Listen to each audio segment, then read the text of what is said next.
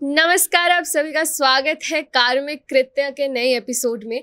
आज का जो हमारा एपिसोड है उसका कोई एक पर्टिकुलर टॉपिक नहीं है, उसका कोई भी एक ऐसा शुरुआत अंत नहीं है, क्योंकि आज हम जिनके बारे में बात करने वाले हैं ना उनका कोई अंत है ना उनकी कोई शुरुआत है, वो सभी में और सभी कुछ वो है। तो जैसा कि सावन का समय चल रहा है, सभी लोग इस समय मैं कहूँगी कि शिवमय हैं, और अगर हम शिव जी की ही बात नहीं करेंगे तो मुझे नहीं लगता कि कार्मिक कृत्य पे हम अपने जितने भी एपिसोड्स आ रहे हैं उनके साथ, आपके साथ कहीं ना कहीं जस्टिस कर पाएंगे। बहुत बार ऐसा होता है कि हम हर अपने ग्रंथों पे हर एक चीज़ जो हमारे को बोली जाती है, हर एक जो मंत्र बोला जाता है, हर एक चीज़ जो हमारे को बोली जाती है, हम सब पे सवाल उठाते हैं कि ये कहाँ है, किसने कहा, कैसे हुआ। उन सभी सवालों के जवाब लेने के लिए आज जो हमारे गेस्ट हैं, मैं अपने आप को कहूँगी कि मेरे लिए एक बहुत ही प्रेशियस मोमेंट है कि मैं आज उनके सामने बैठ के उनसे इस चीज़ के बारे में बात करने वाली हूँ। तो आप सभी लोग उनको जानते हैं, आप अडॉन टॉक्स पे उनको देख चुके हैं, वो त्रिशला मैम के भाई हैं, तो डेफिनेटली इतना कहना काफ़ी था। आप सभी लोगों ने पहचान चुके होंगे, तो वो है हमारे पंडित कान्हा जी। आपका बहुत बहुत स्वागत है कार्मिक कृत्य पे। हर हर महादेव, नारायण। हर हर महादेव। तो सबसे पहले शिव जी का पॉडकास्ट है, तो एक शिव मंत्र के साथ हमारा पॉडकास्ट शुरू कीजिए। गले रुंड मालम तनो सर्प जालम महाकाल कालम गणेशाधिपालम जटाजूट गंगैर तरंगैर विशालम शिवम शंकरम शंभुमीशानमीडे शिवम शंकरम शंभुमीशानमीडे। हर हर महादेव। हर हर महादेव। इतने सारे सवाल थे मेरे दिमाग में और ये सुनते ही बिल्कुल सारे सवाल गायब हो चुके हैं। तो चलिए, सबसे पहला सवाल मेरा आपसे यही रहेगा जी कि आप हमारी सारी जितनी भी हमारी हिस्ट्री है, सब चीज़ों को अच्छे से समझते हैं। आप भगवान शिव का वर्णन कैसे करेंगे? क्या है भगवान शिव? कौन है वो? भगवान शिव, पहले तो हम शिव शब्द को ही जानते हैं जी। भगवान को जानना और मानना, ये दोनों भिन्नता है। ज्ञान कांड से या ज्ञान मार्ग से देखा जाए तो ज्ञान के पश्चात ही भक्ति पूर्ण मानी गई है, इसलिए सर्वप्रथम शब्द ब्रह्म को समझना अति आवश्यक हो जाता है उपनिषदों से देखा जाए तो। और शिव का अर्थ होता है कल्याणकारी, अर्थात कल्याण करने वाला। यदि शिव किसी का नाम है तो उसका स्वभाव हो सकता है भिन्न भी हो सकता है। किसी का नाम यदि शिव होता है तो इसका अर्थ ये नहीं कि वो कल्याणकारी ही निकल सकता है, वो दुष्ट दुराचारी भी हो सकता है। किंतु मानवों के नाम शिव रखना ये एक नामकरण पर निर्भर कर सकता है। प्राचीन समय में तो ऐसा होता था कि गुण अवगुण लक्षण देखकर ही नामकरण किया जाता था, किंतु भगवान के नाम रखना इस समय अति लाभप्रद हो सकता है, ताकि भगवान का नाम के माध्यम से ही उच्चारण हो। तो शिव का अर्थ होता है कल्याणकारी, और शिव में ई की मात्रा है। थोड़ा कठिन हो जाएगा ये समझने के लिए, किंतु शिव में ई की मात्रा है, छोटी मात्रा है। सरल शब्दों में समझाएं तो जो ई की मात्रा है उसको हटा दे तो क्या होता है? शव। यदि शक्ति से विहीन है, शक्ति से हटा हुआ है, वो शव है। और जो शक्ति से संपन्न है, शक्ति के साथ है, वो शिव है। ये शिव पुराण का वचन है, विंध्येश्वर संहिता का। शिव पुराण का ऐसा ही मानना है कि शिव में यदि ईकार हटा दिया जाए तो वो शक्ति से रहित हो जाता है, और शक्ति के सहित है वो शिव है, अन्यथा शव है। शिव का ये अर्थ है। स्वरूप का वर्णन करें तो कर्पूर गौरम सर्वविदित है जी। सभी सनातन धर्मी जो हैं, जो भक्त लोग हैं, वो सभी जानते हैं इस श्लोक को, मंत्र को, कर्पूर गौरम करुणावतारम संसार सारम भुजगेंद्रहारम सदा वसंतम हृदयारविंदे भवम भवानी सहितम नमामि। मैं उन शिव को नमस्कार करता हूँ जो शिव पार्वती के साथ में बैठे हुए हैं, कर्पूर गौरम जिनका कर्पूर के समान वर्ण है यानी रंग है, और कर्पूर गौरम करुणावतारम जो करुणा के अवतार हैं, जिनके अवतार भी करुणा के हैं और खुद भी करुणा के सागर हैं, स्वयं भी करुणा के सागर हैं। भुजगेंद्रहारम जो आभूषण है, उनका हार है वो भुजगेंद्र यानी सर्प है। शिव के सर्प का क्या नाम है? शिव के वासुकी। तो शिव के जो सर्प हैं वो वासुकी हैं। भगवान शिव के अनन्य भक्त थे, इसलिए उन्होंने कहा कि मेरे साथ ही रहो और जो आभूषण के रूप में, आभूषण के स्वरूप में मेरे ही गले में हमेशा विराजमान रहो। तो ऐसा सौभाग्य किस भक्त को प्राप्त होता है? तो शिव का स्वरूप ये भुजगेंद्रहारम सदा वसंतम हृदयारविंदे, सदा भक्तों के हृदय में निवास करते हैं, अभक्तों के नहीं, भक्तों के हृदय में शिव निवास करते हैं। ये उनका स्वरूप का वर्णन शास्त्रोक्त विधि से है। नारायण। दूसरा सवाल मेरा आपसे ही रहेगा कि जैसे आपने बात करी, जैसे आपने एक मंत्र उच्चारण किया, हम सभी लोग जितने भी इस समय पॉडकास्ट देख रहे हैं या जो भी हमारे आसपास है जी, सभी लोग बहुत सारे शिव मंत्रों को जानते हैं, पर क्या उनका उच्चारण करना चाहिए? जैसे कि एक है महामृत्युंजय मंत्र जी, जिसके पीछे बहुत सारी कहानियाँ है कि वो मंत्र तब नहीं बोलना चाहिए, तब बोलना चाहिए। तो पहले तो क्या मंत्रों को बोलने का भी सही समय होता है? बहुत अच्छा प्रश्न है आपका, और इस प्रश्न पर मेरा मानना है कि मंथन भी होना चाहिए। आप ये प्रश्न कहीं से भी ढूंढ के लाए हैं या आपका स्वयं का विचार है, तो बहुत बहुत धन्यवाद ऐसा प्रश्न उठाने के लिए।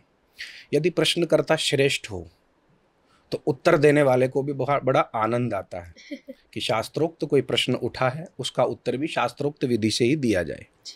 अस्तु, क्या होता है कि अब जैसे चाय कॉफ़ी आम हो गई है, उसी प्रकार मंत्रों को भी आम कर दिया गया है। चाय छाछ की तरफ बट रहे हैं मंत्र भी, जिसके मुंह में आ रहा है वो मंत्र निकाल के दे रहा है। कहीं किसी से सुन लिया, श्रवण कर लिया, ये मंत्र इस देवता का है, इस मंत्र के करने से ये मनोकामना पूर्ण होगी। तारक और कारक मंत्र के दो भेद हैं साधना पद्धति में, तारक और कारक। तारक मंत्र होते हैं जिनमें शुद्धि अशुद्धि की, शौच अशौच की या नियम संयम की आवश्यकता नहीं पड़ती है। कुछ मंत्र ऐसे हैं, प्रत्येक देवता के कुछ कुछ मंत्र ऐसे भी होते हैं जो कारक होते हैं।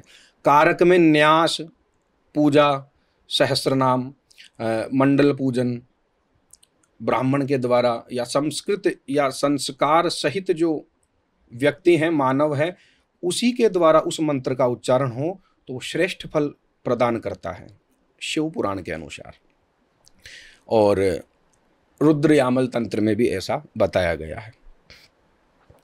अब हम बात करते हैं, जैसा कि आपका प्रश्न था कि इस मंत्र को कौन कर सकता है, कौन नहीं कर सकता है, या सभी कर सकते हैं। प्रथम बात तो जो महामृत्युंजय मंत्र है वो वेदोक्त है।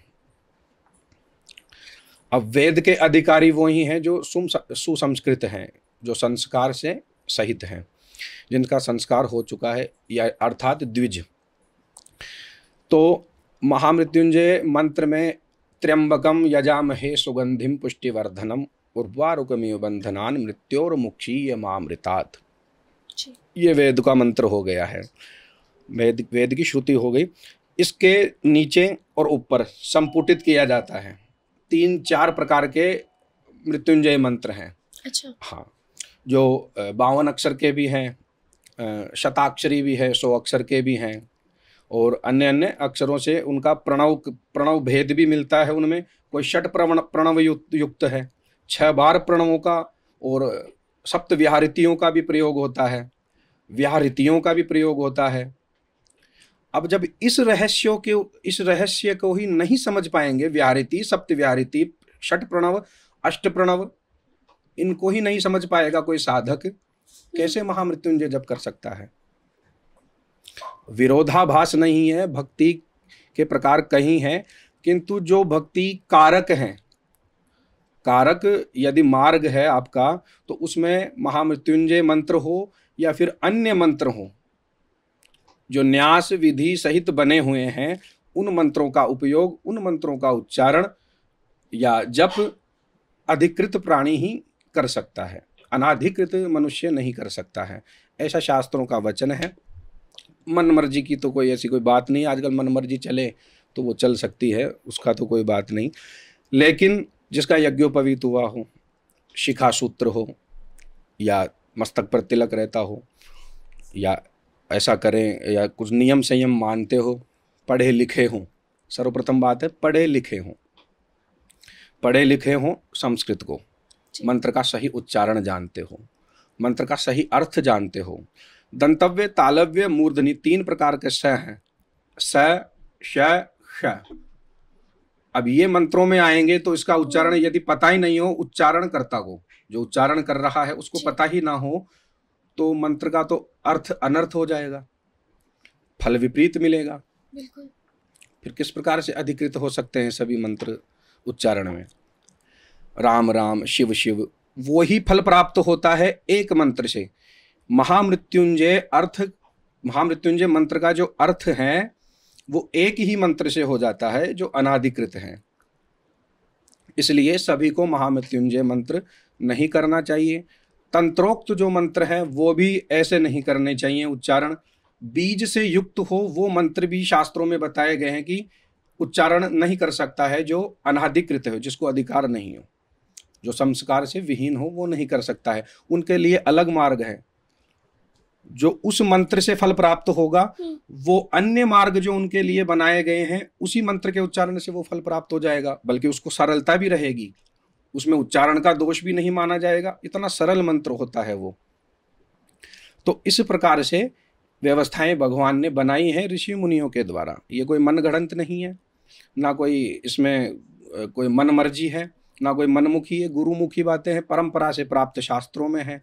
वही आपके सामने आपका उत्तर मैंने दिया है। नारायण। तो ऐसा कौन सा मंत्र है जो एक आम इंसान भी उच्चारण कर सकता है? अच्छा प्रश्न है। देखिए, प्राय मानव के मन में सदैव आता रहता है कि ब्राह्मण लोग वेद मंत्र उच्चारण कर रहे हैं, श्लोक पढ़ रहे हैं, और ये रोज सेवा पूजा भी भगवान की करते हैं, तिलक छापे भी करके रहते हैं, और सुसभ्य वेशभूषा में भी रहते हैं। हम भी ऐसा रहें। कुछ कुछ मनुष्य जो सात्विक वृत्ति के होते हैं, जो सात्विक मस्तिष्क या सुमति उनकी होती है, तो वो ऐसा ही विचार करते हैं कि काश हम भी कर पाते ऐसा। लेकिन उनके लिए जो व्यवस्था बनाई गई है, या तो वो प्रारंभ से ही संस्कृत की पढ़ाई करते हैं, या उनका अध्ययन ही उस रीति से, उस विधि विधान से या विधा से होता, ताकि वो बड़े होकर उस मंत्र का जाप कर लेते हैं।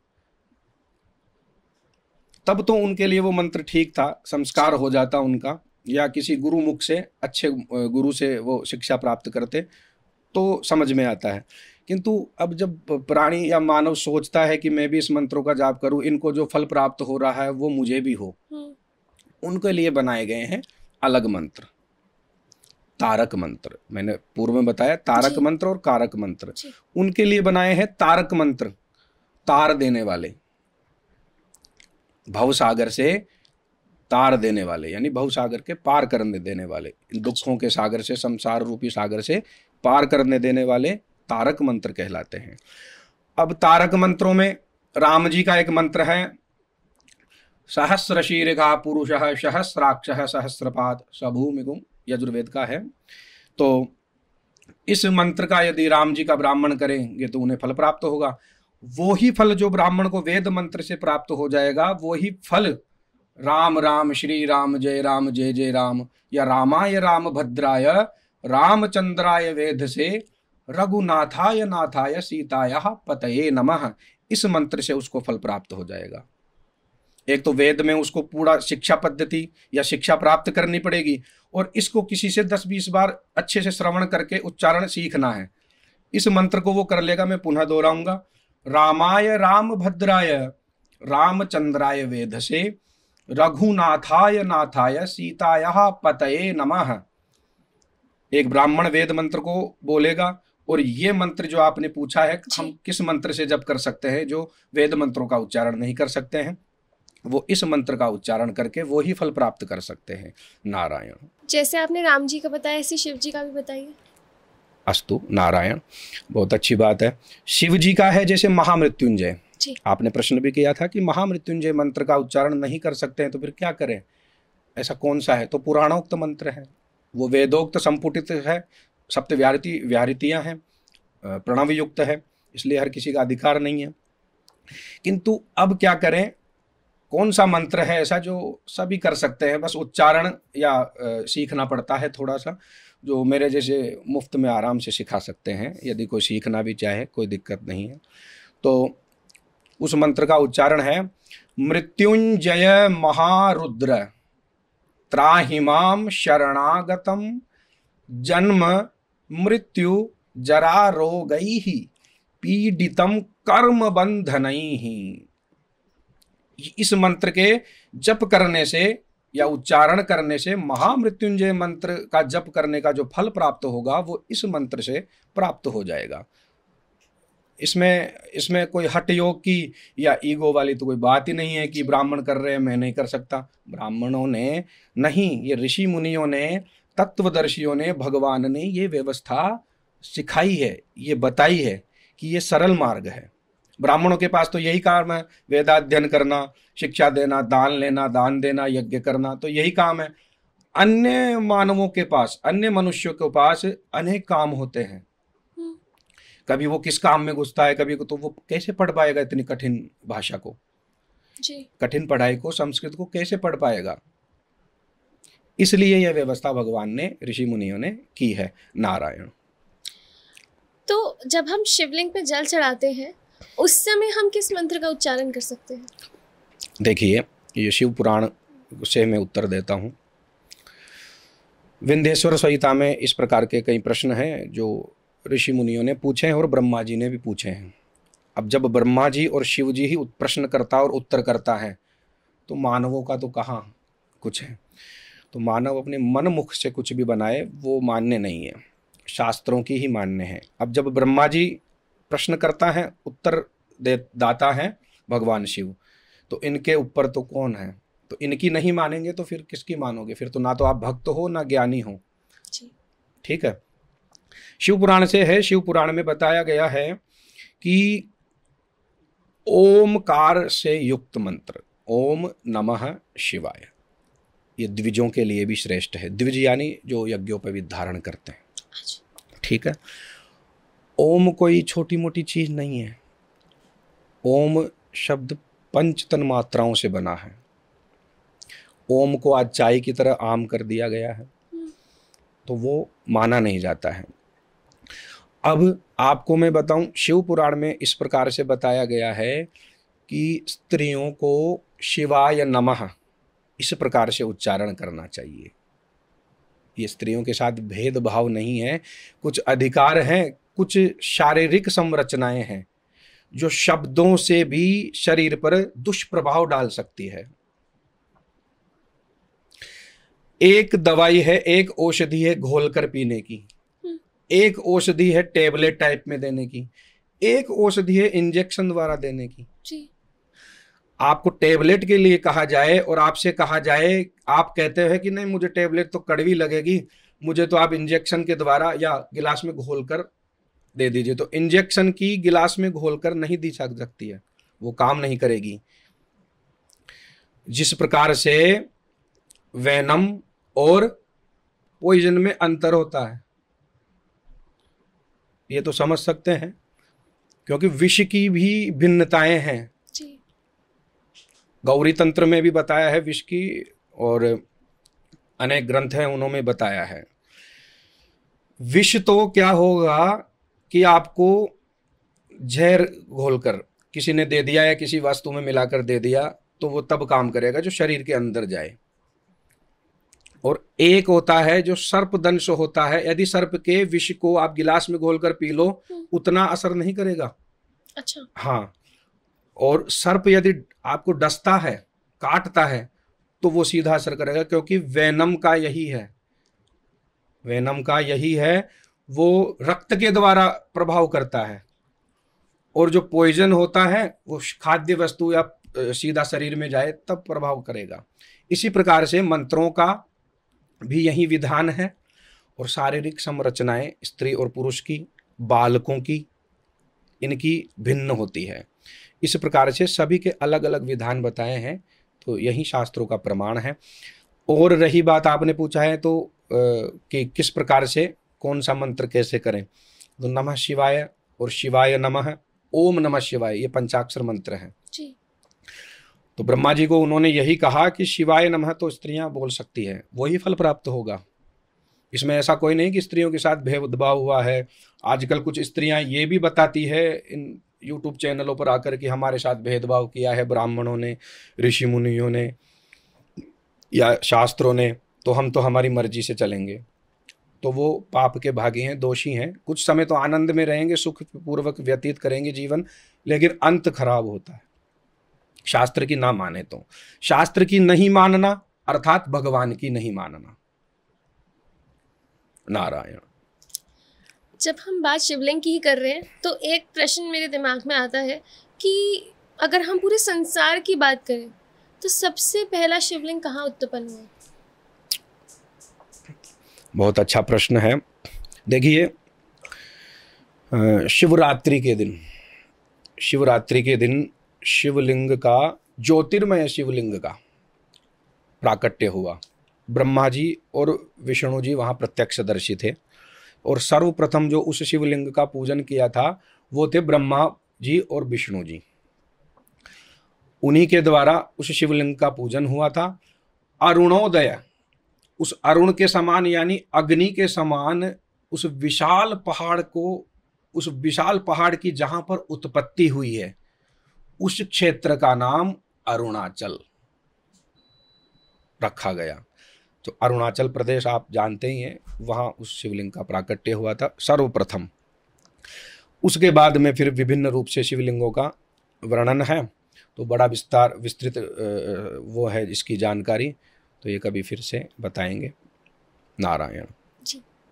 जैसे आपने हर एक कहानी में कहीं ना कहीं ब्रह्मा जी का आपने बात करी कि ब्रह्मा जी भी वहाँ थे, और अगर हम बात करें कि ब्रह्मा जी के ही जो पुत्र थे दक्ष और शिव जी का आपस में एक कहानियाँ जो हमने सुनी है, बहुत ही आपस में एक दुश्मनी जैसा स्वभाव था, तो क्या ये सच है और इसके पीछे की सही कहानी क्या है? बहुत अच्छा प्रश्न किया है आपने। देखिए, राजा दक्ष यानी दक्ष प्रजापति और भगवान शिव, दोनों में भिन्नता क्या थी? भगवान शिव का रहना, भगवान शिव की वेशभूषा और भगवान शिव का जो विधि है उनके रहने की या अपने आप को दिखाने के अपने स्वरूपों का जो उन्होंने वर्णन बताया है, और दक्ष की प्रभुता, ऐश्वर्य, संपन्नता, चमक धमक, जो राजसी सुख होते हैं वो प्रजापति दक्ष के पास, और प्रजापतियों में वो उस समय अध्यक्ष नेता थे, प्रधान। अब क्या होता है कि दक्ष प्रजापति जब अपनी पुत्री के साथ भगवान शिव का विवाह करते हैं सती के साथ, उस समय भी विवाद था, लेकिन सती जी यही चाहती थी कि मैं भगवान शिव से ही विवाह करूं और मेरी यही इच्छा है, तो भगवान शिव ने भी इच्छा मानी देवताओं के कहने पर। उसके बाद में क्या होता है, दक्ष प्रजापति उनसे रुष्ट रहते थे। अब एक यज्ञ का आयोजन किया दक्ष प्रजापति ने, उसमें सभी देवताओं को निमंत्रण गए, भगवान विष्णु को गया, ब्रह्मा जी को गया, अन्य अन्य जो देवता हैं, मरुदगण हैं इत्यादि जो सभी देवता हैं, सभी आए, इंद्र आदि सहित देवी देवताओं का वहां पर आगमन हुआ, किंतु भगवान शिव को निमंत्रण नहीं गया। वहां पर से सती ने कहा कि हे भगवान शिव, हे भोलेनाथ, आपके ससुर जी ने एक बहुत बड़े यज्ञ का आयोजन किया है, उस आयोजन में हमें भी चलना चाहिए। भगवान शिव कहते हैं कि आयोजन तो किया है, किंतु बिना निमंत्रण के हम कैसे जाएं? बिना निमंत्रण के तो जा नहीं सकते हैं, अपमान होगा। तो यदि आपकी इच्छा है सती तो आप जा सकते हैं, देवी आप जा सकती हैं। तो नंदीश्वर के नंदी के साथ में शिव जी को भेज दिया। कुछ गण भी वहाँ पे साथ में चले गए। ऐसा शिव पुराण में भी है और श्रीमद् भागवत में भी इसका वर्णन है। वहाँ पर जाने पर सती जी से जो व्यवहार हुआ, दुर्व्यवहार हुआ, सिर्फ वहाँ पर माँ ने ही सती के साथ में अच्छा व्यवहार किया, अन्य ने नहीं। उनके पिता ने भी अच्छा व्यवहार नहीं किया। अब जब यज्ञशाला में जाकर देखती है सती देवी कि यहाँ पर तो शिव जी का, मेरे पति का तो स्थान ही नहीं है, यहाँ पर शिव जी का स्थान ही नहीं है और सभी देवताओं का स्थान है, सभी का भाग निकाला गया है। यज्ञ में जो भाग होता है वो देवताओं का होता है, तो देवताओं के भाग सबके निकाले गए हैं। शिव जी का ना कोई स्थान है और ना कोई वहाँ पर कोई भाग निकाला गया है। अब वहाँ पर दधीचि ऋषि थे। दधीचि ऋषि का आपने नाम सुना है, जिनकी हड्डियों से वृत्रासुर नामक राक्षस को मारा गया था और वज्र बना था जो इंद्र के हाथ में है। इंद्र का जो शस्त्रास्त्र है वो वज्र है, वो ऋषि दधीचि की हड्डियों से ही बना हुआ है। अस्तु, ऋषि दधीचि वही थे जिनको शिव जी ने ये आशीर्वाद दिया था कि आपकी हड्डियां कभी टूटेंगी नहीं। हाँ, वज्र की हो जाएगी। और इसके पीछे अनेक कारण भी हैं, कथाएं भी हैं कि उनकी हड्डियां किस प्रकार से वज्र से बनी, तो ये थोड़ी देर में बताऊंगा मैं। तो अब वहाँ पर शिव जी ने पार्वती जी को भेज दिया था, सती जी को भेज दिया था। वहाँ पर अपने पति का अपमान देखकर सती ने अपने ही पिता से कहा कि तू दुष्ट है, तू अधम है, तू नराधम है। इस अभिमान से अपने ही दामाद का जो श्रेष्ठ है, यदि मनुष्य या कोई मानव दुष्ट हो, राक्षस वृत्ति का हो, उसको त्यागना तो ठीक है, कोई बात नहीं, लेकिन शिव है, कल्याणकारी है, ठीक है, उनका अमंगल भेष है, वेशभूषा उनकी राजाओं जैसी नहीं है, किंतु है तो भगवान, है तो रुद्र। उनका आपने अपमान किया है, मैं आपको श्राप देती हूँ, ये यज्ञ विध्वंस हो जाएगा, यज्ञ संपूर्ण नहीं होगा।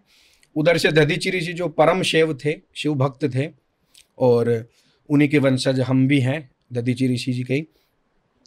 तो वहाँ पर दधीचि ऋषि भी वहाँ से चले गए, जहाँ पर मेरे शिव का स्थान नहीं है, भाग नहीं है, मैं वहाँ पर उस यज्ञ में नहीं रह सकता हूँ। और श्राप दिया ब्राह्मणों को भी, वहाँ पर ऋषि मुनियों को, ब्राह्मणों को भी श्राप दिया कि सब आप अंग भंग हो जाओगे और यहाँ पर आपका अपमान होगा, ऐसा मेरा श्राप है।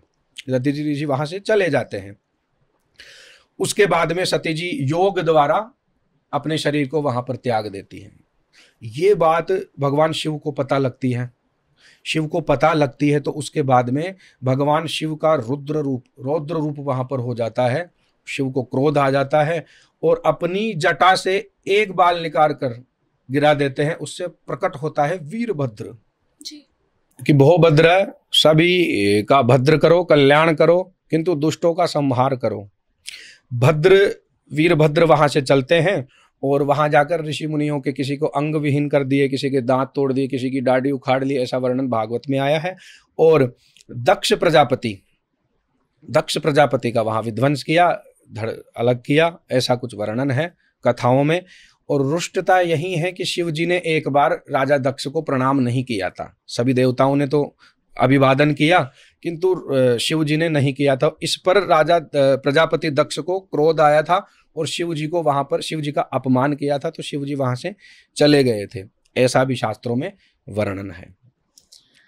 पर वो इतने ज्ञानी थे, क्या उन्हें ये नहीं मालूम था कि वो तो भगवान है? तो फिर उस लेवल का दर्जा उनको नहीं दिया गया, या इतना अपमानित उन्हें करने की वजह ही क्या थी? युधिष्ठिर और पांडव और कौरव, आपने सभी जानते हैं इन रहस्यों को तो, किंतु एक रहस्य ऐसा है भगवान श्री कृष्ण ने बताया है, और शुकदेव जी ने भी राजा परीक्षित को बताया है श्रीमद् भागवत कथा का वर्णन करते हुए। क्या बताया है? आपके प्रश्न का उत्तर इसी में है।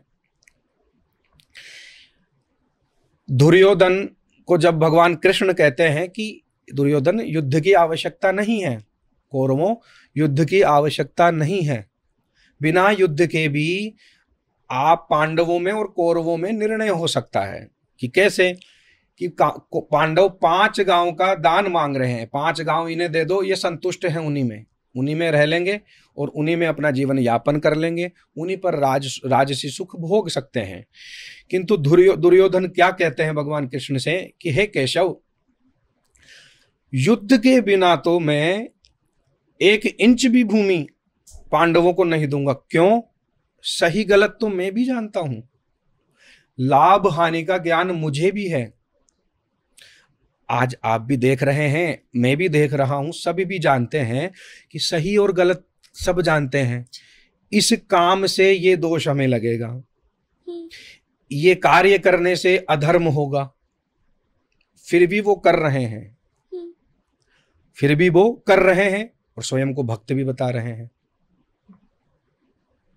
स्वयं को भक्त भी कहलाना चाहते हैं, अधर्म भी कर रहे हैं, पाप भी कर रहे हैं, दोष युक्त भी बने हुए हैं।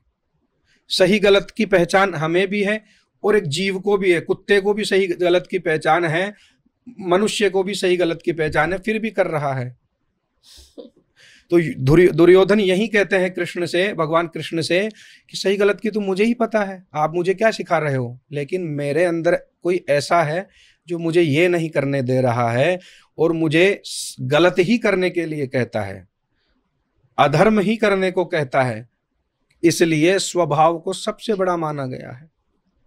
स्व कर्म स्वभावजम, भगवान कृष्ण कहते हैं गीता में, स्वभाव ही ऐसा है जो व्यक्ति को रोक लेता है, मानव को रोक लेता है धर्म और अधर्म के अंतर में। तो स्वभाव दुर्योधन का ऐसा ही था कि वो गलत करेगा, गलत का पता है उसे, फिर भी वो कर रहा है और वो करेगा। तो राजा या दक्ष प्रजापति का भी ऐसा ही हुआ था। नारायण। जैसा कि हमने बात करी, सावन का ही महीना अभी शुरू हो चुका है और सावन के महीने में जैसे आपने बताया कि बहुत पूजा होती हैं, अभिषेक होते हैं, रुद्र अभिषेक होते हैं। सावन के महीने में एक आम इंसान, एक आम व्यक्ति अपने घर में बैठकर कैसे शिव जी का आशीर्वाद ले सकता है। और उससे पहले सबसे मैं कहूँगी सबसे ज़रूरी प्रश्न मेरे दिमाग में यही कि सावन के महीने या जो महीने अभी चलेंगे ये शिव जी को इतने प्रिय क्यों है? अस्तु, बहुत अच्छा प्रश्न है। तो आपका प्रश्न है कि श्रावण मास शिव जी को अति प्रिय क्यों है। वैसे तो बता दूं मैं, श्रावण और भाद्रपद, श्रावण जितना ही शिव जी को प्रिय है भाद्रपद। ये जो चौमासा होता है ना, चतुर्मासा, इनमें क्या होता है, भगवान शिव के ऊपर सृष्टि की जिम्मेदारी आ जाती है। विष्णु जी अपने कर्तव्यों से कुछ कुछ मुक्त हो जाते हैं, तो भगवान शिव पर ही इसका जिम्मेदारी आ जाती है, इसका जिम्मा भगवान शिव जी ही ले लेते हैं। तो वो पृथ्वी पर, एक तो प्रदोष काल में भगवान शिव पृथ्वी पर विचरण करते हैं किसी ना किसी रूप से, इसलिए कहते हैं प्रदोष काल में ही शिव जी की पूजा अत्यंत फलदायक होती है। लेकिन श्रावण मास में वो सदैव विचरण करते रहते हैं पार्वती जी के संग और अपने परिकर के संग, इसलिए शिव जी को श्रावण मास का ये प्रिय भी माना गया है। इसमें शिव जी सदैव विचरण करते रहते हैं, इसमें तिथियों का भी दोष नहीं माना जाता है, वारों का भी ऐसा कोई दोष नहीं माना जाता है। इसलिए संपूर्ण श्रावण मास में आप शिव जी का अभिषेक, शिव जी का पूजन कर सकते हैं विधि विधान से, शुद्ध अवस्था में या ब्राह्मणों से पूछकर, ऐसा बताया गया। तो एक आम व्यक्ति को सावन के दौरान क्या करना चाहिए अपने घर पे? देखिए, साधारणतः तो कहा जाए तो जो धनार्थी हैं, यानी धन से युक्त हैं, धनाढ्य हैं, उनको तो ब्राह्मणों से ही भगवान शिव का अभिषेक करवाना चाहिए, क्योंकि उनके पास धन है किंतु समय नहीं हो सकता है। समय ना हो तो ब्राह्मणों से संकल्प लेके गोत्र इत्यादि बताकर, मनोकामना बताकर आप भगवान की पूजन करवा सकते हैं, अभिषेक इत्यादि करवा सकते हैं। लेकिन जो असमर्थ है, अब आपने कहा कि आम व्यक्ति कैसे करें, तो जो असमर्थ हैं, जिनके पास धन की भी कमी हो या जिनके पास समय सुविधाओं की कमी हो, वो कैसे करें? वो भगवान शिव का पार्थिव का शिवलिंग बना लेवें, काली मिट्टी का, कृष्ण के नीचे की, या फिर काली मिट्टी कुंभकार के पास से शुद्ध करके लेके आवें, शुद्धता से उसको बनावें, वहाँ पर शिवलिंग का आकृति का शिवलिंग बना लेवे, नीचे योनि का या योनि का जो आकार है वो देके उस पर लिंग स्थापित कर देवे और विधि विधान से या नमः शिवाय, शिवाय नमः ऐसा बोलकर या शिव शिव बोलकर उसकी पूजन अर्चन करें, अभिषेक करें। मंत्र नहीं आते हो तो जो पुराणोक्त मंत्र हैं जिनमें वो अधिकृत हैं उनका भी उच्चारण वो कर सकते हैं, शिव शिव भी बोल सकते हैं और शिव शिव बोलने पर ही वो ही फल उन्हें प्राप्त हो जाएगा जो एक ब्राह्मण बहुत सारे बड़े बड़े मंत्र बोलकर फल प्राप्त करवाता है या करता है। तो इस प्रकार से ही साधारण अर्चन हो सकता है। विशेष अर्चन तो फिर बहुत विस्तृत हैं, अंग पूजाएं हैं और आवरण पूजाएं हैं, षोडशोपचार है, दशोपचार है, पंचोपचार है। इस प्रकार से कई विधि विधान हैं। तो विधि विधान में जो नहीं अटकते हैं, जैसे जो संस्कृत नहीं जानते हैं या जिनके पास धन नहीं है या ब्राह्मणों की व्यवस्था उनके पास नहीं हो पाई है, तो वो कर सकते हैं। अन्यथा सामूहिक भी होते हैं बहुत सी संस्थाएं, या जैसे हमारे यहाँ सारथी धाम में भी ऐसा ही है कि जो असहाय हैं, निर्धन हैं, वो कुछ ही धन, थोड़ा सा धन सामग्री के रूप में देकर, क्योंकि जो सामूहिक होता है तो धन थोड़ा थोड़ा करके बहुत बड़ा हो जाता है और वो सामग्री भी जो हमें चाहिए होती है वो आ जाती है। तो जो निर्धन है उसका भी काम हो जाता है और सामग्री भी संपूर्ण रूप से वहां पर हो जाती है। तो सामूहिक रूप से जो शिवार्चन होता है, लिंगार्चन होता है, अभिषेक होता है, वो फल वो उससे प्राप्त कर सकते हैं। ऐसा विधान शास्त्रों में बताया गया है। नारायण। जैसे कि आपने बताया कि एक शिवलिंग आप अपने घर पे रख सकते हैं, पर कई लोगों का ये मानना है कि शिवलिंग को घर पे ही नहीं रखना चाहिए, तो क्या ये गलत है? देखो, चल और अचल प्रतिष्ठाएं होती हैं। अचल प्रतिष्ठा का अर्थ होता है कि जिसकी प्रतिष्ठा हो चुकी है विग्रह की या लिंग की, वो वहां से हिले ना, जब तक खंडित ना हो, जब तक संस्कार से विहीन ना हो या चिन्हों से विहीन ना हो। और चल प्रतिष्ठा होती है जिसको आप अपनी व्यवस्था के अनुसार भी रख सकते हो, कहीं भी रख सकते हो। साफ सफाई हो रही है तो वहां से हटा के दूसरी जगह रख के शुद्ध स्थान पर रखकर फिर से वहीं पुनर्स्थापना कर सकते हो। तो ये दो प्रकार की प्रतिष्ठाएं होती है। इनमें शुद्धि अशुद्धि के भी कई भेद मिलते हैं, पूजन विधान के भी कई भेद मिलते हैं और अधिकृत और अनाधिकृत के भी कई भेद मिलते हैं, मंत्रों के भी कई भेद मिलते हैं। ठीक है, अस्तु। किंतु अब आप कह रहे हैं कि शिवलिंग घर में स्थापित नहीं कर सकते हैं। कर सकते हैं। एकम लिंगम दिवम नार्च गणेश तृतीयम तथा। 3 गणेश जी घर में नहीं होने चाहिए। तो मूर्ति रहस्य में या अनुष्ठान पूजा प्रकाश में इस ग्रंथ में यह वर्णन है, एकम लिंगम, एको लिंगम, एक लिंग आप घर में स्थापना करें, उसका पूजन करें और अंगूठे बराबर, अंगुष्ठ मात्र बाणलिंग का या नर्मदेश्वर का आप स्थापना करें। स्त्रियां स्फटिक शिवलिंग की पूजन करें तो सबसे ज्यादा फलदायी होता है। स्त्रियों के लिए विशेष शिव पुराण में ऐसा बताया गया है कि स्फटिक के शिवलिंग की स्त्रियां यदि पूजा करती है तो विशेष फल उन्हें प्राप्त होता है। और घर में अंगुष्ठ मात्र शिवलिंग रखें। मूर्तियां और ये अलग अलग विधान हैं, तो इस प्रकार से शिवलिंग रख सकते हैं शिव पुराण के अनुसार। यदि कोई आपसे प्रमाण भी मांगता है तो आप मुझे बता दीजिएगा, मैं प्रमाण भी प्रस्तुत कर सकता हूँ। नारायण। तो जो भी लोग ये करेंगे वो सब शिव भक्ति अपने आप को कहते हैं। अगर हम शिव भक्ति की बात करें तो मेरे दिमाग में सिर्फ 2 लोग आते हैं, एक है रावण और एक है नंदी जी। दोनों की भक्ति शिव जी को लेकर बहुत सब लोग जानते हैं कि शायद सबसे बड़े शिव भक्त यही नाम उनके साथ जुड़ते हैं, पर दोनों की कहानी में बहुत अंतर है।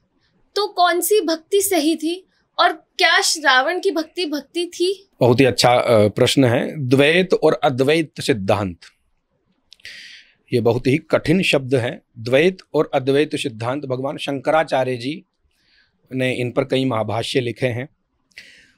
बात करें भक्ति की तो भक्ति तो इतनी कठिन है कि साधारणतः प्रत्येक मनुष्य को प्राप्त नहीं हो सकती है। भक्ति के कई तत्व हैं, कई गुण हैं, कई अवगुण हैं, उनसे गुजरना पड़ता है, उनसे निकलना पड़ता है, तब जाके भक्त कहलाता है। भगवान कई लोग तर्क देते हैं मैंने यूट्यूब पर भी देखता हूँ, कुछ लोग थोड़ा सा पढ़कर तर्क देने लग जाते हैं और स्वयं को भक्त मानने लगते हैं। तो कुछ लोग क्या है कि जैसे स्वयं को भक्त कहलवाने लग जाते हैं, कुछ भी तर्क देने लग जाते हैं, तो कहते हैं कि भक्त को ज्ञान की आवश्यकता नहीं होती है, भक्त को ज्ञान की आवश्यकता नहीं होती है। किंतु ज्ञान के बिना भक्ति कहाँ से? ज्ञान के बिना भक्ति अपंग है, अपूर्ण है। और अपूर्ण भक्त, ये कैसी भक्ति हुई? ज्ञान के, वो भी विशुद्ध ज्ञान, शुद्ध ज्ञान, विशुद्ध ज्ञान ही होगा, वो ही भक्त होगा। भगवान कृष्ण ने गीता में ही कहा है कि हे अर्जुन, सबसे ज्यादा मुझे जो प्रिय भक्त है वो ज्ञानी ही है। ज्ञानी इति भर्षभ, ऐसा कुछ श्लोक है, भूल गया। और उसमें भक्तों के प्रकार भी बताए हैं, आरती, जिज्ञासु, ऐसे कुछ करके। तो उनमें सबसे श्रेष्ठ जो बताया है भगवान ने, वो ज्ञानी भक्त ही कहा है। क्योंकि ज्ञानी भक्त सदाचार, नियम, शुद्धि अशुद्धि, शोच अशोच, दया, करुणा, इनका बोध जरूर रखेगा। और अज्ञानी क्या रखेगा? तर्कों में उलझा रहेगा, कुतर्कों में उलझा रहेगा। इसलिए भक्ति का तो एक छोटा सा उदाहरण मैंने आपके सामने ये रखा है। अब आप कह रहे हैं कि नंदी और रावण में कौन भक्त श्रेष्ठ है? देखिए, भक्त होना और एक शिष्य होना दोनों भिन्न है। एक भक्त तो होता है जो गुरुमुखी, अपने गुरु का इतना सम्मान करता है, अपने गुरु के प्रति इतना निष्ठावान होता है कि गुरु कहे वो ही करता है जी। एक भक्त होता है जो अहंकार में हो जाता है।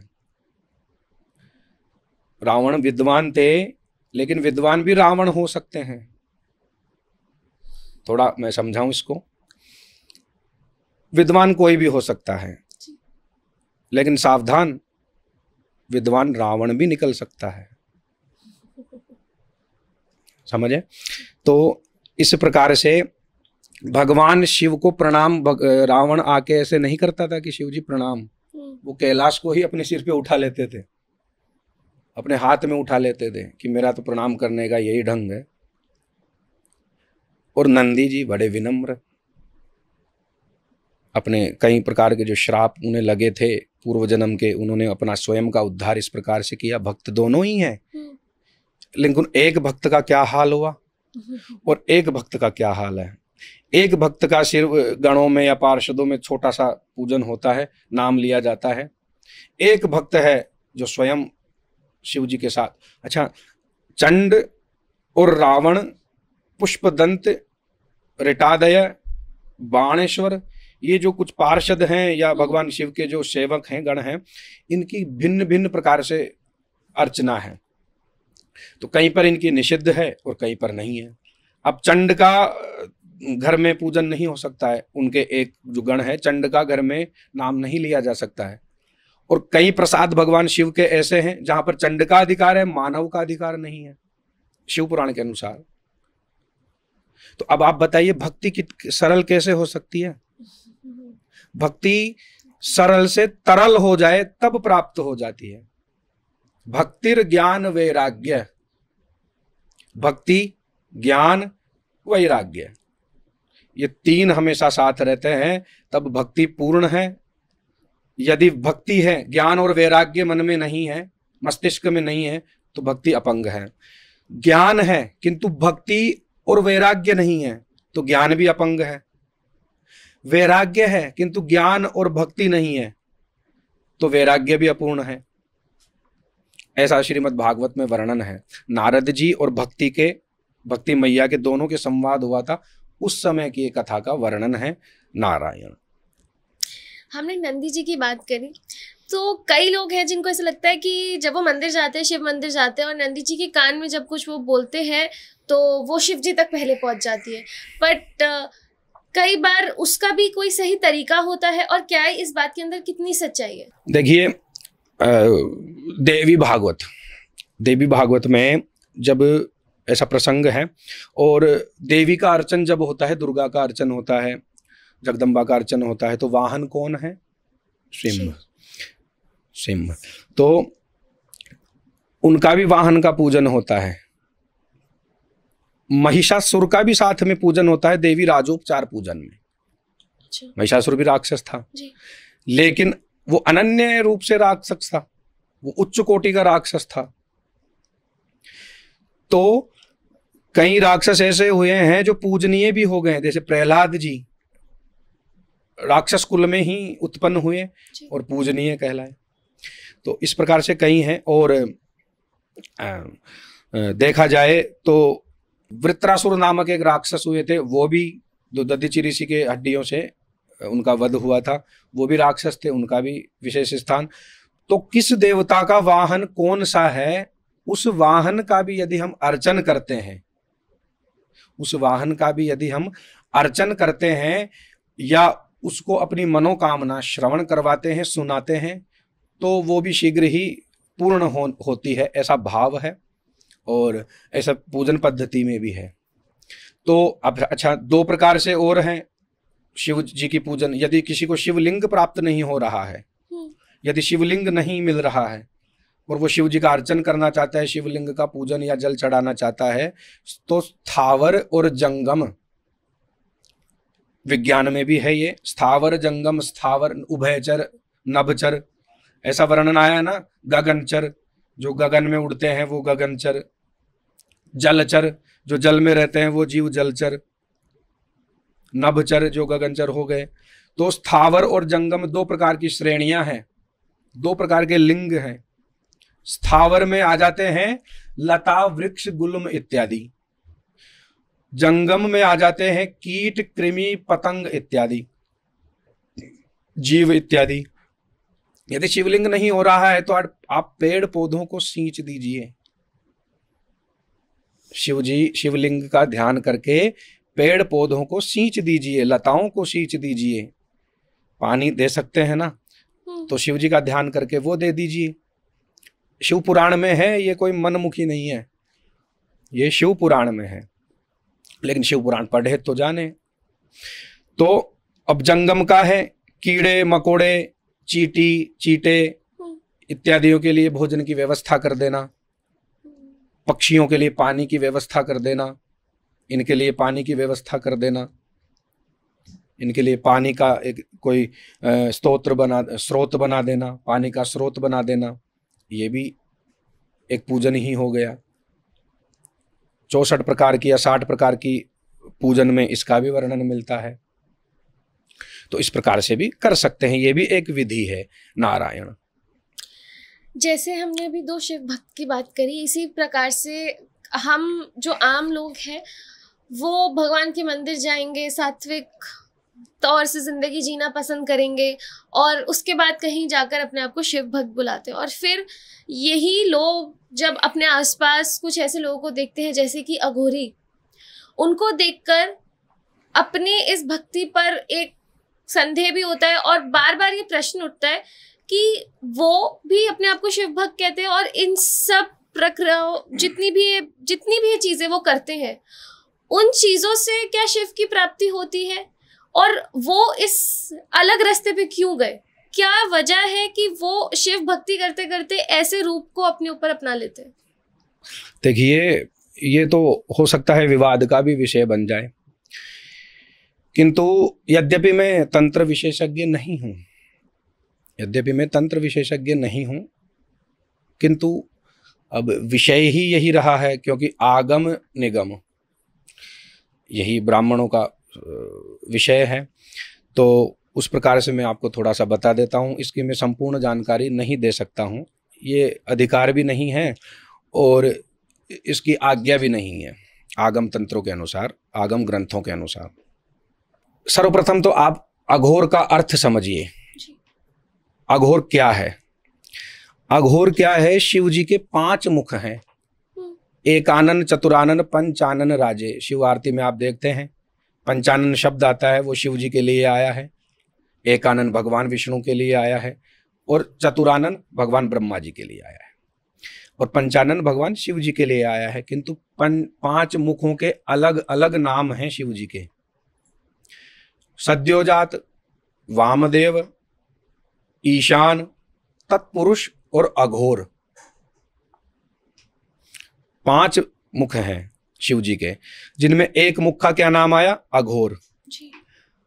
न घोर इति अघोरः, न घोर इति अघोरः। जो दूषित वस्तुओं में भी दोष ना देखकर, दूषित वस्तुओं में दोष ना देखकर उन दूषित वस्तुओं को या सामग्रियों को अपने अंदर समेट ले या फिर उनका पतन कर दे या उनको भस्म कर दे, उसे अघोरी कहते हैं।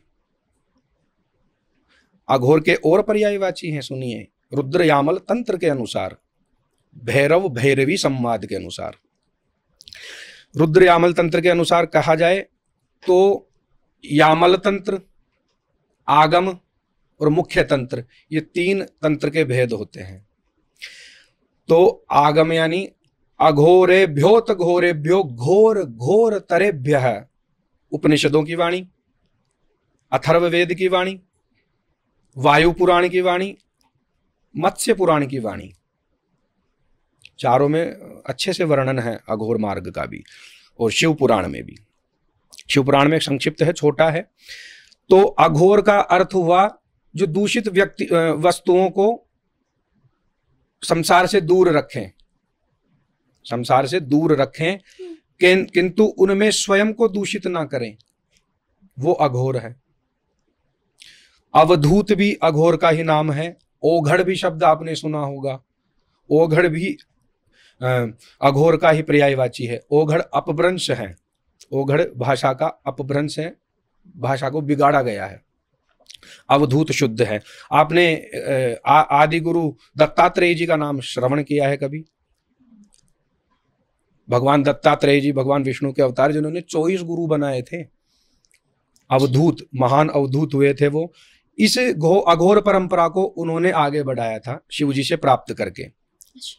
अघोर परंपरा को उन्होंने आगे बढ़ाया था। उसके बाद में पंच तत्वों का जो पूजन करें, पंच तत्वों को ज्यादा माने, अधिक महत्वता दे। पंच तत्व कौन से? वायु, जल, आकाश, अग्नि और वायु, जल, अग्नि, आकाश और पृथ्वी। इन 5 को ही अत्यधिक महत्वता देवे, वो ही अवधूत है, वो ही अघोर है और वो ही अघोरी है। अब देखा जा रहा है कि अच्छा, और हर कोई अघोरी थोड़ी हो सकता है। किसी लोमड़ी या किसी गीदड़ या किसी गधे पर शेर के जैसे रंग से पुताई कर दी जाए तो आप रंग देखकर शेर तो नहीं मान लोगे, बिल्कुल। चीता तो नहीं समझ लोगे। रंग रूट उसका अलग हो गया, वेशभूषा उसकी अलग हो गई, अंदर से तो है ही गधा। ठीक है, अंदर से है ही गधा, तो वो शेर कैसे बन सकता है? इसलिए अब भस्म रमा लिए, तन रमा लिया, तन में भस्म हो गई, जबरदस्ती मांस मदिरा कुछ भी पी रहे हैं बिना विधि के, बिना शोधन के, बिना वाम मार्ग दक्षिणा मार्ग कोलाचार इत्यादि को हटाकर। ना उनको तंत्र का तय पता है।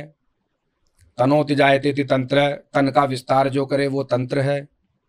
तंत्र के माध्यम से कल्याण करे, तंत्र के माध्यम से मोक्ष को प्राप्त हो, वो तंत्र है। कितनी परिभाषाएं दे, लेकिन आज्ञा नहीं है कि हम खुलकर तंत्र को बता सकें। 8 कीलों से या 10 कीलों से कीलित है तंत्र, छोटा मोटा संवाद नहीं है। शिव और पार्वती का संवाद है तंत्र। शिव और पार्वती भैरव और भैरवी के रूप में प्रश्न और उत्तर किए थे, तब जाके आगम बना। आगम यानी तंत्र। तो तंत्र एक विस्तृत विषय है, और मंत्र यंत्र ठीक है सफलता दे देवे या कुछ शुद्धि अशुद्धि में क्षमा कर देवे, तंत्र में ऐसा नहीं होता है। तो अब ज़्यादा विस्तृत जानकारी देने के लिए तो कभी दीदी आएगी, वो बताएंगे, और कभी दीदी के साथ में हुआ तो हम विस्तृत रूप से बताएंगे। वार्तालाप इसी पे अधिकतर होगी कभी। नारायण। बिल्कुल। तो अगला मेरा सवाल यही जाएगा कि जितने भी लोग शिव भक्ति की ओर जाते हैं, उसमें से एक एक्सपीरियंस मेरा खुद का है कि जब भी हम उनके बारे में जानते हैं ना, तो कहीं ना कहीं उनकी जो भी चीज़ें हैं, चाहे वो रुद्राक्ष हो, चाहे वो भस्म हो, कोई ना कोई चीज को हम पाना चाहते हैं कि हमारे पास भी हो, रुद्राक्ष हमें भी मिल जाए, हमें कहीं से रुद्राक्ष मिल जाए, हमें कोई ऐसा शिव का एक तत्व मिल जाए कि हमें ये लगे कि हमारे भोलेनाथ हमारे साथ है। बहुत से ऐसे शिव भक्त हैं जो जटाएं रखना शुरू हो जाते हैं, रुद्राक्ष अपने पास रखते हैं। तो इसके पीछे का कारण क्या है कि वो जटाओं का कारण क्या है और क्यों? नारायण, अच्छा प्रश्न है। रुद्राक्ष तो धारण करने में ऐसी कोई ज़्यादा नियम तो नहीं है, कठोर मानते हैं, शिव तत्व हैं, शिव जी के अश्रु हैं, तो ऐसा कोई ज़्यादा नियम तो नहीं है शिव पुराण के अनुसार। किंतु कामना भेदों के अनुसार, यानी कामनाओं के अनुसार, मनोकामनाओं के अनुसार, या ग्रहों की अक्रूरता, ग्रहों की क्रूरता के अनुसार, ग्रहों की रुष्टता के अनुसार अलग अलग मुखी रुद्राक्ष धारण करने के विधान प्राप्त होते हैं। किंतु रुद्राक्ष धारण कीजिए, ठीक है, लेकिन उसको विधि और विधान से धारण कीजिए, तब जाके वो रुद्राक्ष सफलता देता है, तब जाके वो कष्टों का निवारण करता है, तब जाके उस रुद्राक्ष में सक्रियता व्याप्त होती है। अन्यथा वो रुद्राक्ष वृक्ष का एक फल मात्र या बीज मात्र कहलाता है। और क्या इसमें भी कुछ सच्चाई है कि महिलाओं को रुद्राक्ष धारण नहीं करना चाहिए? रंग अलग बताया है महिलाओं के लिए, यदि ना मिले तो रुद्राक्ष रंग का ना मिले तो फिर अन्य रुद्राक्ष पहन सकते हैं, किंतु श्वेत वर्ण का रुद्राक्ष महिलाओं के लिए बताया गया है। श्वेत थोड़ा सफ़ेद सफ़ेद से भी आते हैं ना रुद्राक्ष, थोड़े थोड़े से चंदन के जैसे रंग के, उस प्रकार के रुद्राक्ष महिलाओं के, स्त्रियों के लिए, कन्याओं के लिए बताया गया है शिव पुराण के अनुसार। यदि वो ना मिले, उसकी उपलब्धता में अन्य रुद्राक्ष धारण कर सकते हैं, किंतु शुद्धि अशुद्धि का भी थोड़ा सा ध्यान रखे तो अच्छी बात है। यही नियम ज़्यादा है रुद्राक्ष के। अगर धारण नहीं कर सकते तो क्या जो रुद्राक्ष की माला होती है उस पर जाप कर सकते हैं सावन के दौरान? जाप कर सकते हैं, लेकिन माला में तो फिर विधान और विधि का होना फिर आवश्यक हो जाता है। माला का अर्थ क्या हुआ? अपने मन को माला पर ले जाना जी, एकाग्रता को माला पर सिमेट देना। ये अनामिका और अंगुष्ठ है, इसको जब ऐसे करते हैं तो एकाग्रता, ऐसे योग में भी बताया, अष्टांग योग में इसका वर्णन है। योग में कपिलोपाख्यान में भी है, कपिल जी ने भी अच्छे से बताया, कपिल ऋषि ने। तो यहाँ से ये योग होता है एक तरह का, जिसे मन एकाग्र भी होता है, और ये सूर्य का भी इस अंगुली से कनेक्शन होता है। तो माला से ऐसे करते हैं तो एकाग्रता बढ़ती है और माला पर ध्यान रहता है, संख्या भी होती है, इतनी संख्या में करना है तो मन वहीं पर रहता है। किंतु उसमें फिर विधि विधान बढ़ जाते हैं, विधि विधान बढ़ जाते हैं, क्योंकि माला का पूजन, और माला भी रुद्राक्ष की हो या तुलसी की हो, स्फटिक की हो या अन्य अन्य की हो, कमलाक्ष की हो, किसी की भी हो, कमलगट्टे की हो, इसके में विधियां बढ़ जाती हैं, नियम संयम बढ़ जाते हैं। तो ये ब्राह्मण या जो जानते हैं, पढ़े लिखे हैं इनके मामलों में, या संयमित रह सकते हैं, वो ही करें तो अच्छा रहे। वरना वो ही फल प्राप्त करना चाहते हैं तो चलते फिरते भी कर सकते हैं, या बैठकर ध्यान लगाकर ज्ञान मुद्रा में या वैराग्य मुद्रा में ध्यान करते करते भी मानसिक या उपांशु विधि से जप कर सकते हैं। एक और प्रश्न मेरे दिमाग में कि हमेशा शमशान घाट के पास या शमशान घाट पे शिव मंदिर ही क्यों होता है? श्मशानेश्वा क्रीडा स्मर हर पिशाचा सहचराः चिता भस्मोलेपः स्रगति निकरोटी परिकरः अमंगल्यम शीलम। ये शिखरणी छंद में है और शिव महिम्न स्तोत्र में इसका वर्णन है कि श्मशानेश्वा क्रीडा, श्मशान में भगवान क्रीड़ाएं करते हैं, खेलते हैं। श्मशानेश्वा क्रीड़ा स्मर हर पिशाचा सहचराः, खेल खेल में पिशाचों का, भूतों का, इनका नाश भी करते हैं। खेल खेल में, ऐसे नहीं कि हाँ भाई मैं सीरियस हो गया, गंभीर होकर मार दूंगा, सिर्फ खेल खेल में। भूत पिशाच क्या है शिव जी के सामने? खेल खेल में नष्ट करते हैं। जिस प्रकार से हम एक खेल को मनोरंजन के भांति खेलते हैं, खेल कर वापस आ जाते हैं, उसी प्रकार से श्मशानेश्वा क्रीड़ा, श्मशान में निवास करके वहाँ पर से वो भूत पिशाचों का भी नाश करते हैं। अमंगल्यम शीलम, अमंगल भेष धारण करके वहां पर रहते हैं। वैराग्य को दिखाने के लिए भगवान शिव ने श्मशानेश्वर रूप धारण किया, श्मशान में निवास किया। श्मशान और कथा मंडप और प्रवचन, ये तीन ही जगह ऐसी है जहां पर मनुष्य को वैराग्य उत्पन्न होता है। क्षणिक ही हो, कुछ ही देर हो, लेकिन उस जगह वैराग्य उत्पन्न हो जाता है। एक तो जब हम कोई कथा सुन रहे हैं तो वहाँ पर जो कथाओं में प्रवचन चलते हैं ज्ञान के, भक्ति के, वैराग्य के, तो वहाँ उस कथा में जब तक हैं तब तक वैराग्य रहता है। ये गलत किया मैंने, ऐसा गलत हुआ, ऐसा नहीं करना चाहिए। फिर वापस घर पर जाकर वही पाप, वही दोष, वही तू मैं, वही झूठ, वही झूठे लेना, झूठे देना, झूठे भोजन, झूठ चबेना चलता रहता है। क्षण भर की वैराग्यता रही, इसको मरकट वैराग्य कहते हैं। शास्त्रों में इस वैराग्य को मरकट वैराग्य कहते हैं। श्मशान में भी वैराग्य उत्पन्न हो जाता है। वहां भी याद आता है किसी की चिता को जलते हुए देखकर कि ऐसा हमारे साथ भी होगा, क्या लेके गया है, यहीं पे छोड़ गया, कुछ भी नहीं गया, इतना भागा दौड़ी करता था, इतनी माथापच्ची करता था, इतना इसने पाप भी कमाया, इतने लोगों से ईर्ष्या की, छल किया, इसने ऐसा किया, ऐसे पुत्र मोह रखा, ऐसे स्त्री मोह रखा, इस प्रकार से इंसानों में इसने मोह रखा, भगवान को कभी याद ही नहीं किया। तो वहाँ भी वैराग्य हो जाता है, लेकिन वो घर आके वो भी उसी तरह हो जाता है। सभी अत्यधिक सभी के लिए है, मैं कोई विरोधाभास नहीं कर रहा हूँ या किसी पर प्रत्येक मनुष्य के लिए नहीं कह रहा हूँ, सभी के लिए। एक होता है प्रवचनों में, वहाँ भी ऐसा ही होता है। तो इस प्रकार से तीन प्रकार के वैराग्य हैं। तो वहाँ श्मशान में रहकर भगवान ने अपने आप को वैराग्य रूप में दिखाया है। और पिशाचों, राक्षसों का भी वध करते हैं।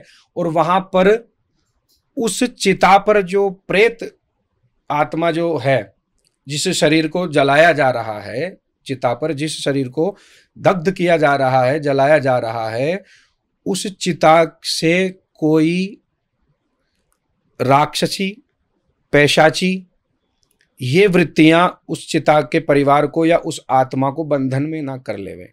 इसलिए भी भगवान श्मशानेश्वर वहां रहते हैं, किंतु उन्हें पूजना आवश्यक होता है, तब जाके वो सहायता वहां पर करते हैं। अन्यथा करते ही हैं लोग, ऐसे कार्य भी करते हैं।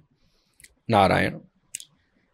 इससे पहले हम इस पॉडकास्ट को रोके या कुछ भी हम अंत में आए, एक बहुत ही प्यारा छोटा सा सवाल जो मेरे हिसाब से जब मैंने शिव जी की तरफ देखा था या उनकी भक्ति को शुरू किया था, मेरे दिमाग में सबसे पहला प्रश्न ही आया था कि भोलेनाथ को भोलेनाथ क्यों कहा जाता है? भोलेनाथ को भोलेनाथ इसलिए कहा जाता है कि ब्रह्मा जी और विष्णु जी भी उनसे परेशान रहे हैं।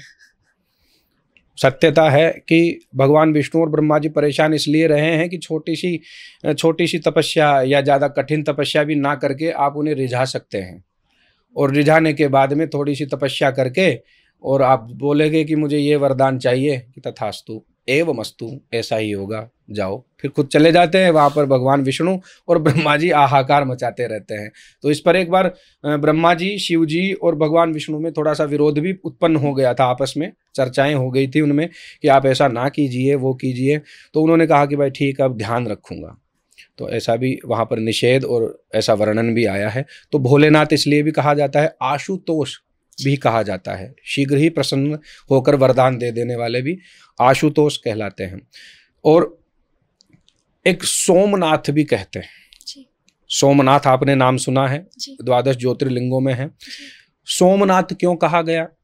सोम यानी चंद्रमा, चंद्रमा को अपने मस्तक पर धारण किए, इसलिए सोमनाथ कहा गया। और शिव जी को प्रणाम करने मात्र से ही चंद्रमा को प्रणाम स्वतः ही हो जाता है, ऐसा वेदों में भी और उपनिषदों में भी वर्णन है। तो यदि कोई चंद्रमा किसी का खराब हो, ऐसा ज्योतिषी या ज्योतिष में बताया भी जाता है कथाओं से जोड़कर, कि यदि चंद्रमा किसी का रुष्ट हो, खराब हो, अशुभ स्थान पर बैठा हो, नीच का हो, क्षीण हो, पाप ग्रह के साथ में बैठा हो, ऐसा वर्णन मिलता है कि सोमनाथ के भी दर्शन करने चाहिए जीवन में 1-2 बार, या जितना भी समय मिले सोमनाथ के भी दर्शन करें या शिव जी की पूजन भी करें उपचारों के साथ में। तो चंद्रमा भी सही होता है और चंद्रमा भी शुभ फल प्रदान करने लग जाता है, या जितने अशुभ फल वो देने लगता है उसमें से कुछ ही कम प्रभाव पड़ता है जातक के शरीर पर या मन पर। नारायण। आपने इतना अच्छे से उनके भोले होने का हमारे को एक प्रमाण दिया, पर यही जहाँ वो भोलेनाथ है, जब उनको गुस्सा आता है, जब उन्हें क्रोध आता है तो वो तांडव भी मचाते हैं। तो ये इतना अंतर क्यों? देखिए, शिव कभी तांडव नहीं मचाते हैं। अच्छा, रुद्र मचाते हैं। क्या अंतर है? शिव के ही संहार के लिए जो शिव अपने अंश से अवतार लेते हैं वो रुद्र है। रुद्र यानी रोने वाला या रुलाने वाला। रुद्र की उत्पत्ति भगवान के ही कारण से, भगवान के ही अंश से, ब्रह्मा जी के भ्रिकुटी से यहां से उत्पत्ति हुई है रुद्र की। अच्छा। तो लोकाचार में देखा जाए, लोक जगत से देखा जाए तो ब्रह्मा जी रुद्र के पिता हैं। ठीक है। शिव अलग हैं, महेश्वर अलग हैं, रुद्र अलग हैं, हर अलग हैं। तो गुण अवगुण लक्षणों से होता है, ऐसा पुराणों में बताया गया है। गुण अवगुण लक्षणों से ऐसा होता है, नाम अलग अलग हो जाते हैं, अंश तो वही रहता है। अश्वत्थामा जी को भी तो शिव जी का अवतार ही कहा गया है अंश रूप से। किंतु वो अवतार किस लिए हुआ, किस कारण से हुआ? संहार के रूप में। संहार के रूप में ही हुआ, संहार के रूप में ही हुआ। अश्वत्थामा का भी एक अवतार हुआ हनुमान जी, जो ज्ञानी हैं। मनोजवम मारुत तुल्य वेगम जितेंद्रियम बुद्धिमताम वरिष्ठम। बुद्धिमतों में सबसे सर्वश्रेष्ठ हनुमान जी हुए। एक हुए जो अश्वत्थामा जी, बुद्धिमान और शिव जी के अवतार होते हुए भी, द्रोणाचार्य के पुत्र होते हुए भी अधर्म का साथ दिया। वो अवतार भेद हैं। यमराज के, धर्मराज के दो अवतार और हुए। एक तो विदुर जी, जो महाभारत में वर्णन है इस पात्र का, विदुर जी जो विद्वान हुए, और एक हुए युधिष्ठिर जी जो परम ज्ञानी और विद्वान भी हुए लेकिन धर्म पर चले। और विदुर जी अधर्म के साथ में खड़े रहे लेकिन अधर्म का साथ नहीं दिया, वो विवश होकर वहां पर खड़े रहे। एक धर्म है, दोनों धर्म के अवतार हैं, युधिष्ठिर और विदुर जी। महाभारत को समझने वाले समझ जाएंगे, ऑडियंस आपके। तो विदुर जी हैं, वो धर्म के अवतार हैं, किंतु विवश कहाँ हो रहे हैं? कौरवों के साथ होकर। वहां पर वो जो भी उपदेश देते हैं उनका माना नहीं जाता है कि आप चुप रहिए। और उधर युधिष्ठिर हैं जो पांडवों में श्रेष्ठ हैं। पांडवों में जो युधिष्ठिर है वो भी धर्मराज का अवतार है, वो धर्म पर भी है, उनका धर्म के व्याख्यानों को, प्रसंगों को माना भी जाता है। तो ये अवतार भेद हैं, ये लक्षण भेद हैं। भगवान कारणों से ही अवतार लेते हैं, कारणों से ही अपने अंशावतार लेते हैं। संहार के लिए भी अवतार लेते हैं, सृजन के लिए भी और पालन के लिए भी अवतार लेते हैं। सृजन, पालन और संहार, ये तीन क्रियाएं हैं भगवान की। नारायण।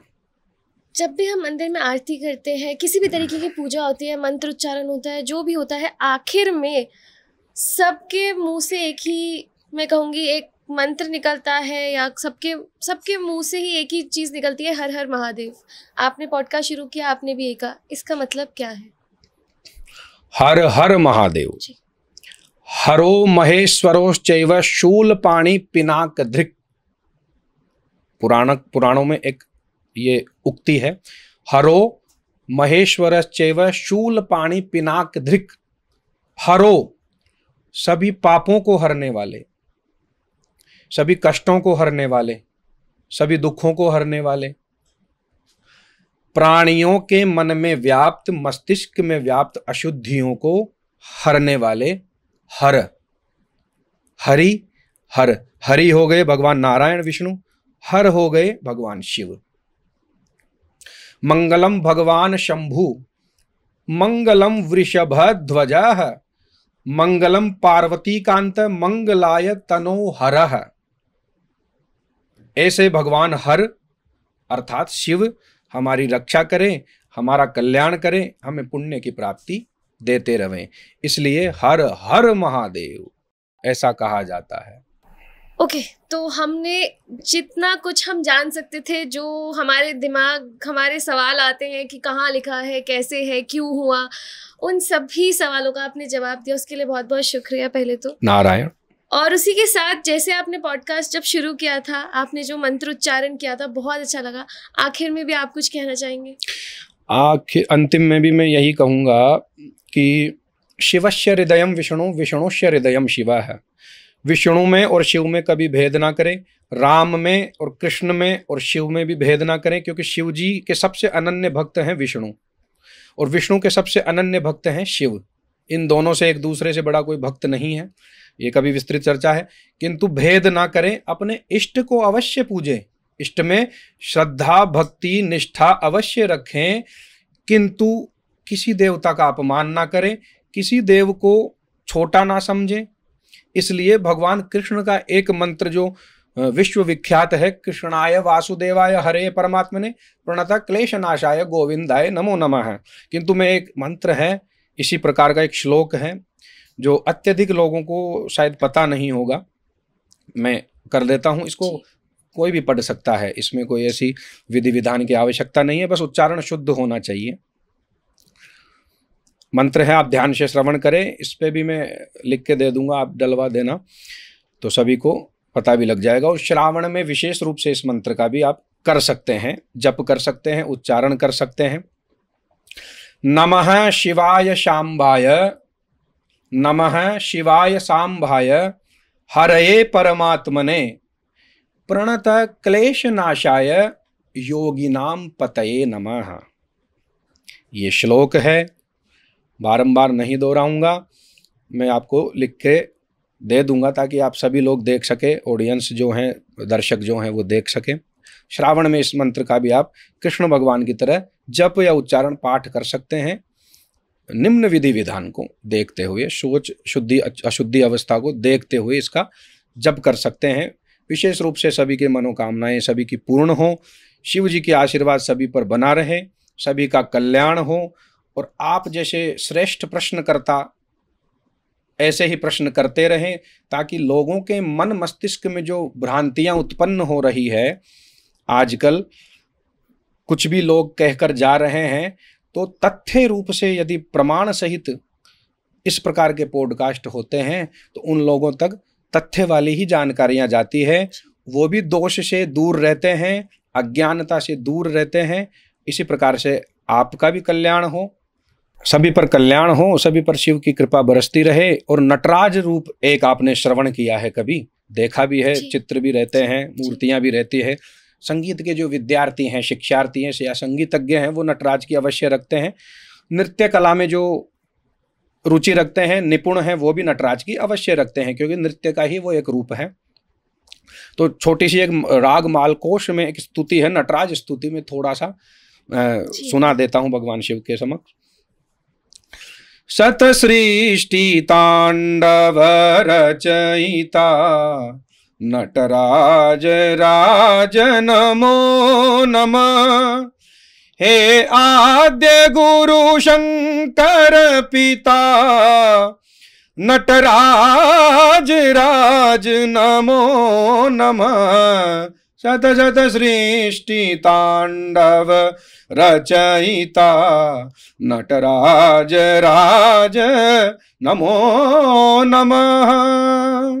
गंभीर नाद मृदंगना धबके उरे ब्रह्मांडमा। नित होत नाद प्रचंडना नटराज राज नमो नमः। सत सृष्टि तांडव रचयिता नटराज राज नमो नमः। नटराज भगवान की जय हो। तो सभी पर भगवान का आशीर्वाद बना रहे। इस स्तुति को भी सुन सकते हैं लोग, लिख कर बोल भी सकते हैं, और जो उक्त मंत्र बताए हैं वो भी कर सकते हैं। श्रावण मास में अत्यधिक फल मिलता है, भगवान शिव की कृपा प्रत्यक्ष रूप से प्राप्त होती है। अनेक विधियां हैं पूजन की, अधिकृत लोगों के लिए अलग हैं, अनाधिकृत लोगों के लिए अलग है, फल सभी को वही प्राप्त होता है। तो इसमें संकोच ना करें, सभी को भगवान की भक्ति का आशीर्वाद प्राप्त होता है। सभी लोग कमेंट में ये पॉडकास्ट देखने के बाद में अवश्य हर हर महादेव लिखें, और ये उद्घोष भी अवश्य करें, चाहे किसी भी स्थिति में कहीं भी हो, लेटे हुए हो, सोए हुए हो, चलते हुए हो, खा रहे हो, ये उद्घोष अवश्य करें। हर हर महादेव, काल हर, कष्ट हर, दुख हर, दारिद्र्य हर, मनोकामना सिद्ध कर, कंटक हर। नमः पार्वती पतये, हर हर हर महादेव शंभो। बहुत बहुत शुक्रिया कार्मिक कृत्य पे आने के लिए। बहुत लोग हैं जो यहाँ प्रश्न उठाते हैं, सही उत्तर देने वाले बहुत कम हैं, तो ये हमारे चैनल के लिए एक सौभाग्य है कि आप आए और आपने हमारे को यहाँ सही उत्तर दिए, हमारे को भोलेनाथ के बारे में इतना कुछ बताया, तो आपका बहुत बहुत शुक्रिया। नारायण, मैं फिर से काटूंगा इस बात को कि आपने कहा कि ये आपका सौभाग्य है, किंतु ये सौभाग्य सभी का है। ये कर्तव्य है मेरा, इस कर्तव्य से मैं विमुख नहीं हो सकता हूँ। हाँ, भय जरूर है कि दीदी हमेशा बोलती है तब आता हूँ मैं, दीदी जिद करती है आजा तुझे भय है तो आया कर, सभी को बताया कर, ऐसा दीदी हमेशा प्रेरित करते रहती है, कहती रहती है। तो अब अच्छा लग रहा है, चलो सही ज्ञान का विस्तार हो रहा है, या शास्त्रों से। मेरा तो है ज्ञान, ये ज्ञान है नहीं मेरा, तो ना मैंने इस ज्ञान को लिखा है, ये सब शास्त्रों की देन है। शास्त्रों को पढ़कर ही सभी के सामने बता रहे हैं। इसमें ना कोई अहंकार आ सकता है हम में, क्योंकि हमारा ज्ञान है ही नहीं, ये भगवान का ज्ञान है, ऋषि मुनियों का ज्ञान है। तो सभी तक पहुँचे सही दिशा से, सही विधि से, यही हमारा कर्तव्य है और यही सभी का भी कर्तव्य होना चाहिए। हर हर महादेव। धन्यवाद। बहुत बहुत शुक्रिया ये एपिसोड देखने के लिए। और जैसे कि इन्होंने बताया, इनकी दीदी यानी कि हमारी त्रिशला मैम, अगर आप लोग देखना चाहते हैं उनको भी, जैसे कि हमारे पॉडकास्ट के बीच में भी हमने बात करी तंत्र विद्या के बारे में, अगर आप और जानना चाहते हैं किसी भी चीज़ के बारे में, या फिर मैं कहूँ कि आप हमारे पंडित कान्हा जी को ही दोबारा फिर से देखना चाहते हैं कार्मिक कृत्य पे, तो बताइए किस टॉपिक पे आप उनको देखना चाहेंगे, किस चीज़ों पर आप उनको बात करते हुए देखना चाहेंगे। उसी के साथ बहुत बहुत शुक्रिया इस पॉडकास्ट को देखने के लिए, इस एपिसोड को एंजॉय करने के लिए। हमारे चैनल का नाम है कार्मिक कृत्य, तो कार्मिक रहें, कर्म करते रहें। बहुत बहुत शुक्रिया। हर हर महादेव। हर हर महादेव।